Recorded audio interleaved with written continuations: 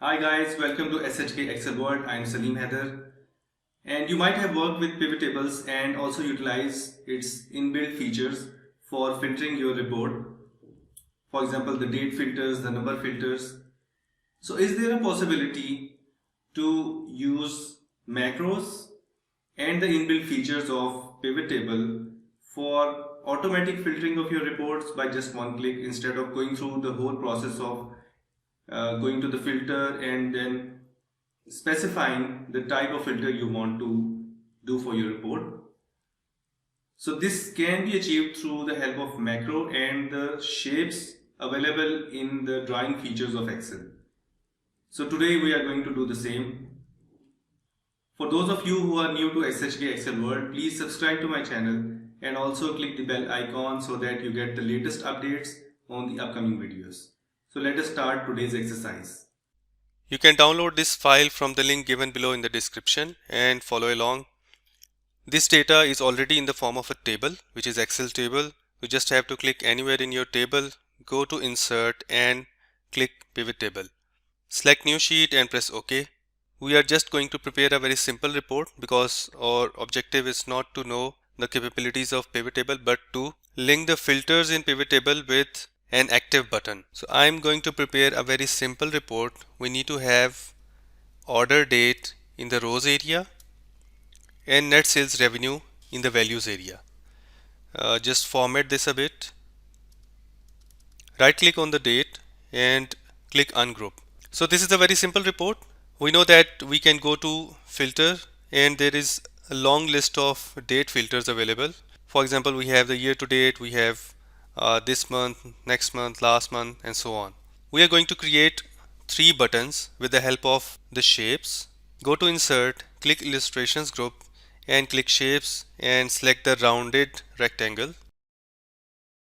Just create one and copy and paste it twice to create 3 buttons.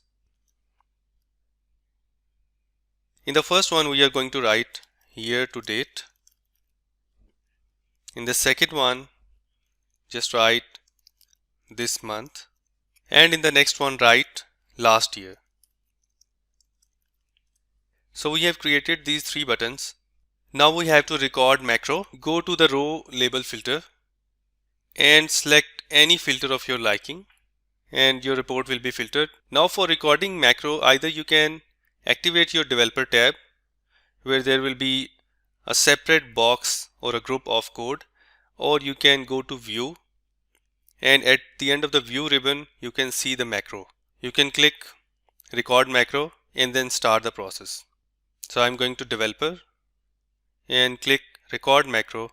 Make sure that your report is already filtered before recording the macro. For the first macro I am going to write YTD, which is the year to date. No need to mention any shortcut key or any description.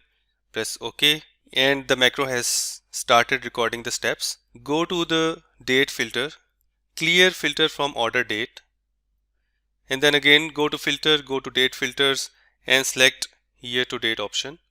Now stop recording the macro, and for the second button again click record macro. For this one I am going to write this month. Do not give any space in the name of macro, otherwise it will give an error. Press OK. And now again go to the filter for dates, clear filter from order date, again go to filter, go to date filters and now click this month. Now stop recording the macro, again click record macro, and for the third one we are going to write last year. Press OK. Clear filter from order date, again go to filter, go to date filter and select last year. Now stop recording. Now the second step is to assign macro to each of these buttons or tabs. Go to year to date, right click on it and there is an option assign macro and just select YTD and press OK. Let us test this one, and now you will see a select hand appearing instead of your cursor once you hover your cursor over this button. Click this and your report will be filtered. So if you scroll down, it has picked all the data since January 2020 up till today, which is 3rd April. Now do the same with the rest of the buttons. Right click on this month, go to assign macro, click this month macro and press OK. Again go to last year button right click on it, click assign macro, go to last year macro and press OK. Now you can easily filter your existing pivot table report without going into the date filter options and by just clicking on the relevant button for preparing your report.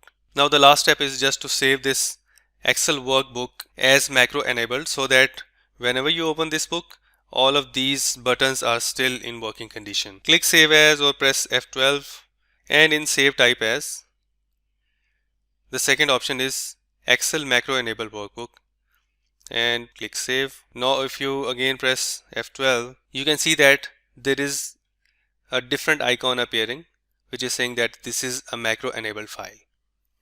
We haven't used any Visual Basic or done any coding.